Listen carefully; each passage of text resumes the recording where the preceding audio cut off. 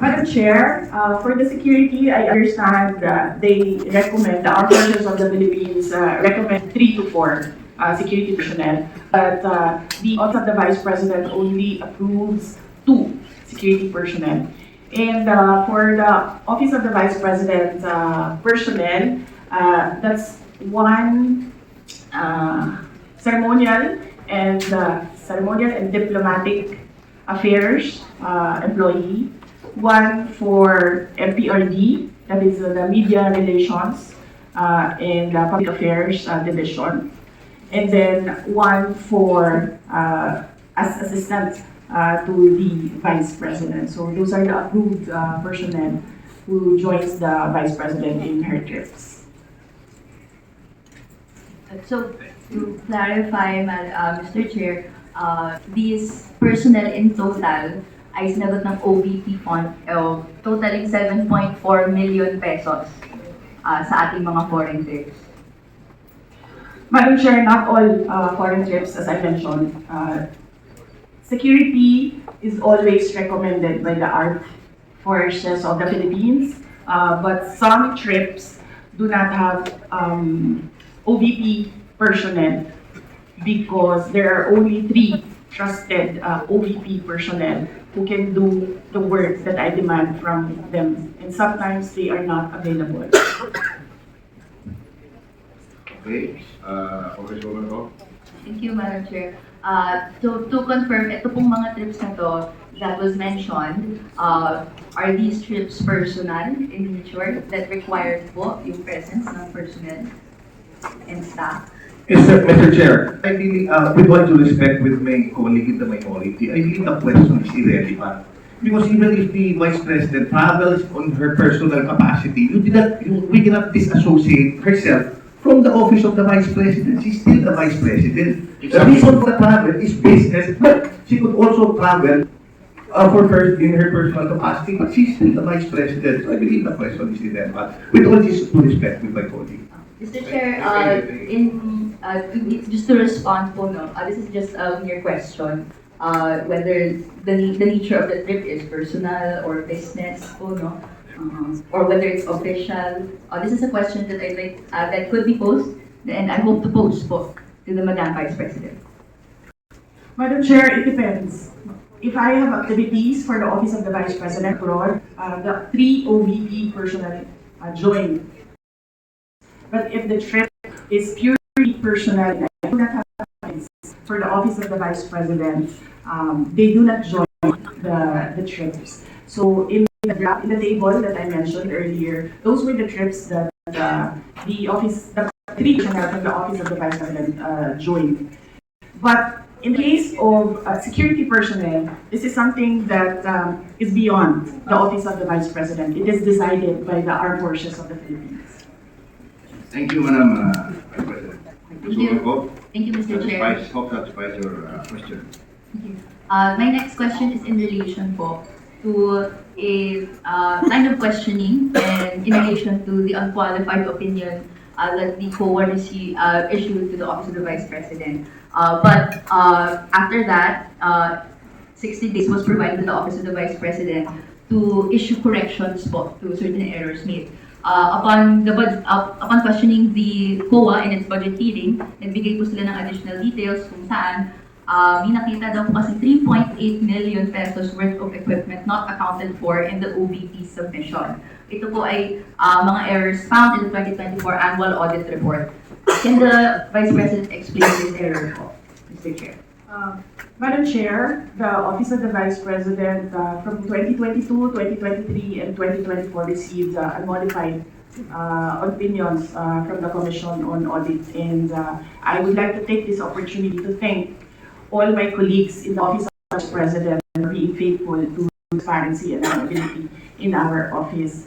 The reason why we have comments from the Office of the Commission on Audit is because of system and improvement in processes. So these are basically documentations that the Commission on Audit require all transactions. And we have already updated our manual of operations in the OVP to reflect comments from the auditors. Thank you very much, madam. And if you can, if possible, if that is not classified, you can give a list to the committee or amenable committee to sa minority. Thank you very much. The manual of operations, sir. Okay, sir.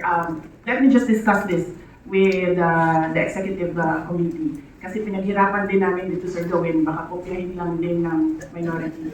It's your prerogative, madam. But in relation to that po, Mr. Chair, Okay. we would be interested in the report kung ano po yung 3.8 million pesos that required correction po doon sa COA audit report in 2024. Would that be possible po, Mr. Chair? Madam Chair, as I said, all questions about all documents inside the Commission on Audit is best to be directed to the auditors or the representatives of COA in the budget meetings. Thank you. But with all due respect, to follow up that po, the COA specifically sought correction because po may nakita po 3.8 million pesos that is not accounted for in the submission by the OVP. So the burden of the submission is actually with the following agency. So, which is why in the exercise of legislative oversight, would like to be enlightened kung ano po yung error na po ito. And tama po, para iwasan in the future, the report po on what it is would be appreciated. So, question po is, would that be possible po, Mr. Chair? Madam Chair, usually the Commission on Audit, the auditors review documents, and sometimes they do not see the attachments in the correct submissions. Sometimes the attachments that are required are found in other submissions and reports. And these attachments are required by auditors in every report. That is why right now we already have a checklist. If this is the process, if this is the project, there is a checklist on the attachments. Because auditors review the documents and auditors require the attachment of documents, and sometimes these documents are not attached to a specific report. So what we did, Madam Chair, is create a checklist and to improve the system. The personnel from the Office of the Vice President go through the checklist before they submit. Okay.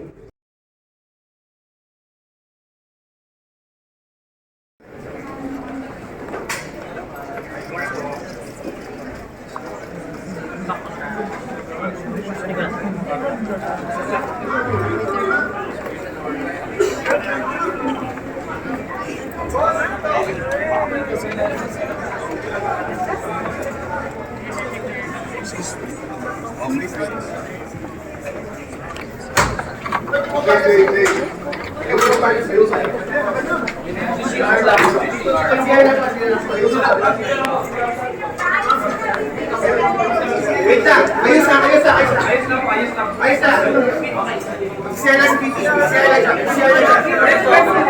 PSG.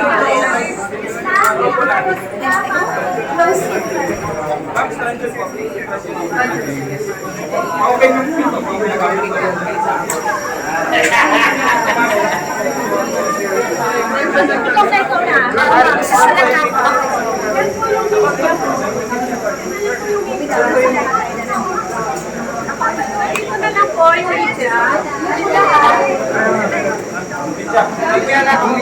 Lahat po ng media dito po.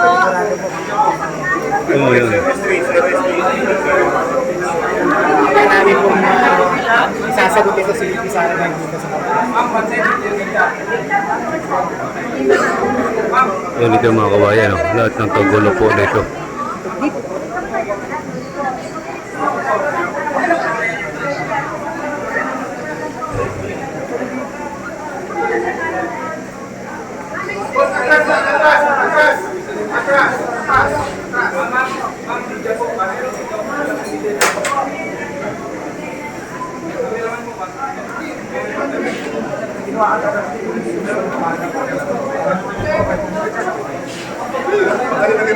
Thank you. Iwan mo lang dito sa akin.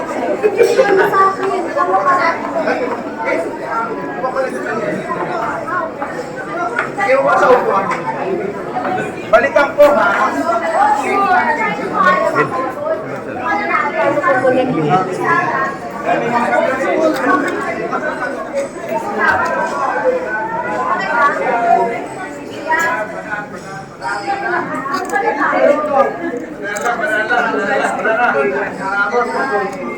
Ano inom kasi? Ano inom?